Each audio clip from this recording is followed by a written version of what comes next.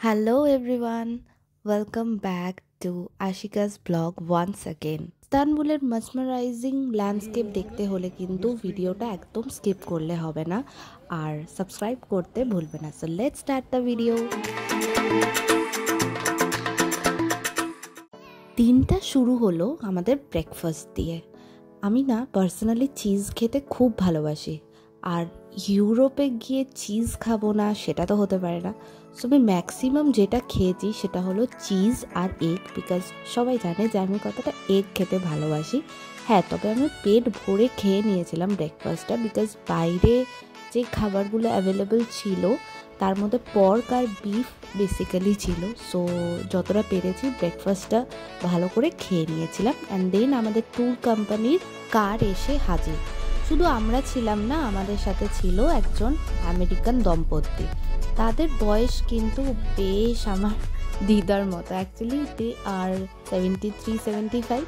So যাই হোক, কী করার আছে, কিন্তু সবার সামনে বেশি ব্লগিং করা বা বেশি ফটো তোলাতে আমার একটু অকওয়ার্ড ফিল হচ্ছিল, বিকজ তারাও আই থিঙ্ক অতটা কমফোর্টেবল ছিল না।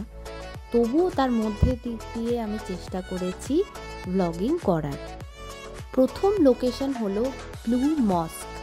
ব্লু মস্ক এই জন্য নাম কারণ সেখানে অনেক ব্লু স্টোন বা টাইলস বলতে পারো ইউজ হয়েছে। সেই ব্লু কালারের জন্য, মানে ন্যাচারাল কালার অ্যাকচুয়ালি যে স্টোনটা ইউজ হয়েছে এই পুরো মস্কটাতে, তাই এটার নাম হলো ব্লু মস্ক।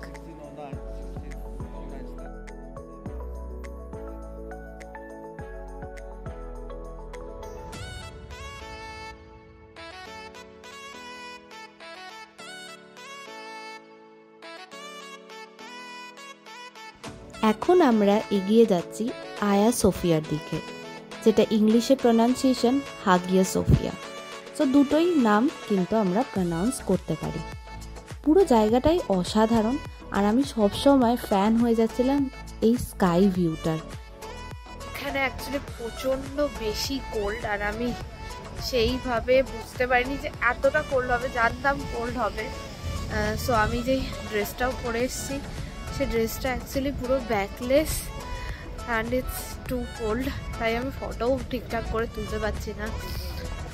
কষ্ট হচ্ছে বারবার জ্যাকেট খুলে। So yes, it's too cold এখন নভেম্বরে। আমরা যেই টাইমে গেছিলাম ইস্তানবুল প্রচণ্ড কোল্ড ছিল, আর তার সাথে প্রচণ্ড ছিল উইন্ডি। সো এবারে আমরা এগিয়ে যাচ্ছি ব্যাসিলিকা সিস্টার্নের দিকে। সিস্টার্ন মানে একটা বিশাল বড় চৌবাচ্চা, আর সত্যি চৌবাচ্চাটা দেখার মতো। এখানে আগে ওয়াটার স্টোরেজ করে রাখা হতো, অ্যান্ড এখান থেকে চলে যেত আয়া সোফিয়াতে।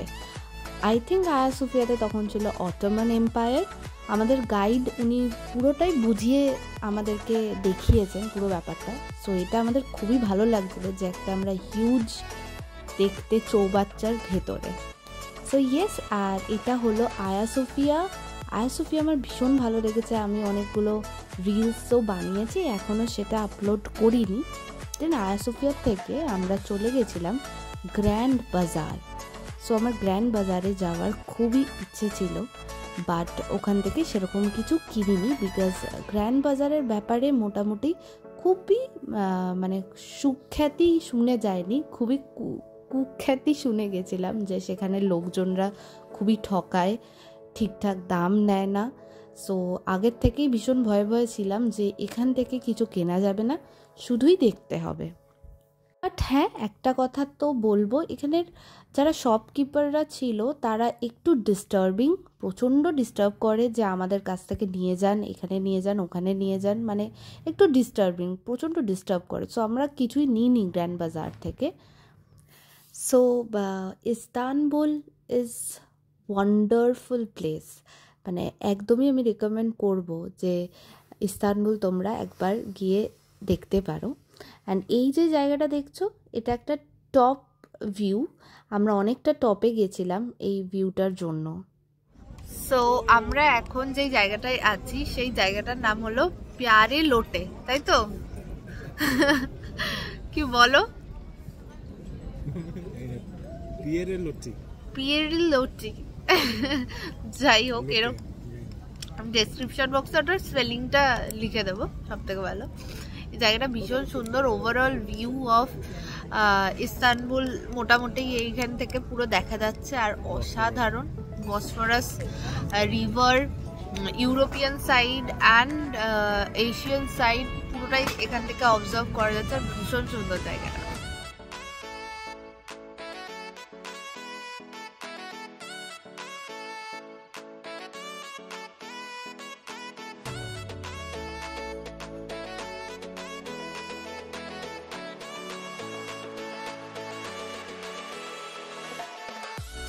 আমরা এখন আছি একটা কেবল কারে, যেটা পাহাড়ের ওপর থেকে আমাদেরকে নিচে নামিয়ে দেবে। অ্যান্ড ওখানে না আমাদের সাথে আরও অনেক ফ্যামিলি ছিল, যারা কিন্তু অত ফটো বা ভিডিও একদমই করছিল না। সো আমরা প্রচণ্ড সেটাকে নিয়ে একটু কমপ্লেক্স খাচ্ছিলাম যে আমাদের করাটা ঠিক হবে কি না, তাদের ফেস আসছে, সেটাতে তারা বিরক্তি হতে পারে। সো এইসব ভেবে হয়তো আমি ভিডিওস হয়তো একটু ডিটেলিং নিতে পারিনি, যেটা আমার অনেক ক্লোজ ফ্রেন্ডদেরও প্রশ্ন যে কেন এরকম হলো। বাট এত টাইপের ফ্যামিলিজদের সাথে আমরা পুরো ট্যুরটা করছিলাম, কিছু কিছু জায়গায় দুবাইয়ের ডেজার্ট সাফারি বা এখানে এই ইস্তানবুল সিটি ট্যুর, অন্য অন্য দেশের থেকে মানুষরা ছিল, তারা কিন্তু এতটা লাইক ব্লগিং বা পিকচার মানে ফটো তোলার ফন্ড অফ না, আমরা যা ইন্ডিয়ানরা যতটা বেশি, সেটুকু আমি বুঝতে পারলাম অ্যাকচুয়ালি। সো এখন আমরা যাচ্ছি বসফরাস রিভারে ক্রুজে। ক্রুজ থেকে আমরা বসফরাস রিভার এনজয় করবো। আর এখানে খুব খুব ঠান্ডাটা আবার আস্তে আস্তে বেড়ে যাচ্ছে, মানে ভাবতে পারিনি যে এতটা ঠান্ডা থাকবে। সো ইয়া, ম্যানেজ করছি। Let's go to the ride. এবারে আসি বসফরাস নদীতে কি ঘটলো সেই গল্প নিয়ে। জায়গাটা সত্যি খুব সুন্দর, একদম টাইটানিক পোজে নিজের হাজব্যান্ডের সাথে ফটো তোলার জন্য পারফেক্ট, সব কিছু সুন্দর। আকাশে জাস্ট মনে হচ্ছিল যেন পাজা পাজা তুলো কেউ স্ট্রিং দিয়ে ঝুলিয়ে রেখে দিয়েছে, যেরকম আমরা ছোটোবেলায় করতাম প্রজেক্টে, যে ওপর থেকে তুলো ঝুলিয়ে আকাশের সাথে মেঘ বানাতাম, ঠিক দেখো মনে হচ্ছে যে তুলো কেউ ঝুলিয়ে রেখে দিয়েছে। সো ওভারঅল ব্যাকগ্রাউন্ড, আকাশ, জায়গা সব সুন্দর, কিন্তু ওখানের যে উইন্ডটা ছিল মনে হচ্ছিল এক দলা আইস কেউ কন্টিনিউয়াস তোমার দিকে ছুঁড়ে যাচ্ছে। সো ওই আইসি উইন্ডি এয়ারে আমি একটাও ফটো তুলতে পারিনি। আমি আমার বরের ঠিক পিঠের পেছনে গুটিসুটি মেরে পুরো ট্রিপটাতে আমি লুকিয়ে বসে থাকার মতো ছিলাম, কোনো রকম নিজেকে বাঁচাচ্ছিলাম ওই ফ্রোজেন কোল্ড ওয়েদারটার থেকে। বাট ও আমার জন্য এই ভিডিওগুলো করেছে, কারণ আমি একটুও নড়িনি, শুধু জাস্ট ওই লুকিয়ে লুকিয়ে বা লুকাবই বা কোথায় ওই উইন্ডি ওয়েদারে কোনো রকম নিজেকে জড়সড়ো করে আমি এই মনোরম দৃশ্যটা উপভোগ করছিলাম। সো এই ছিল বসফরাস নদীর গল্প। কারণ আমি সবাইকে দেখি খুব সুন্দর ফটোজ দিচ্ছে, খুব সুন্দর ড্রেস পরে একদম সেজে গুজে, বাট সবসময় রিয়ালিটিটা ওটা হয় না যেটা আমরা ইনস্টাগ্রাম বা সোশ্যাল মিডিয়াতে দেখি। সো তাই আমি আমার রিয়েল স্টোরি তোমাদের সাথে শেয়ার করলাম। আমাদের ফুল ঘোরা ওই কমপ্লিট হলো মোটামুটি এখানের টাইমে, ওই দুপুরবেলায় 4টা-5টায় আমরা হোটেল ঢুকে গেছি। অ্যান্ড তারপরে একটু রেস্ট নিচ্ছিলাম, একটু শপিং করলাম এখানে, কারণ এখানে জামা কাপড় খুব কম প্রাইসে পাওয়া যায় অ্যান্ড অনেক কিছু ইমিটেশন পাওয়া যায়, ডুপ্লিকেট থিংসও পাওয়া যায় এখানে, আর আসল ব্র্যান্ডেড জিনিসও খুব ভালো পাওয়া যায়।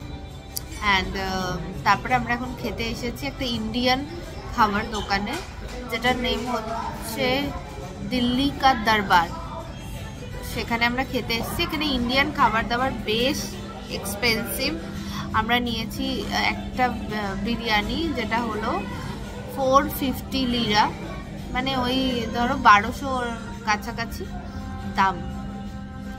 সেখান থেকে আমরা বিরিয়ানি খেয়ে হোটেলে যাবো অ্যান্ড দেন ঘুমিয়ে পড়বো। এখানেই আমার গল্পটা ফুরলো, নোটে গাছটি মুড়লো। আবার দেখা হবে পরের একটা ব্লগে।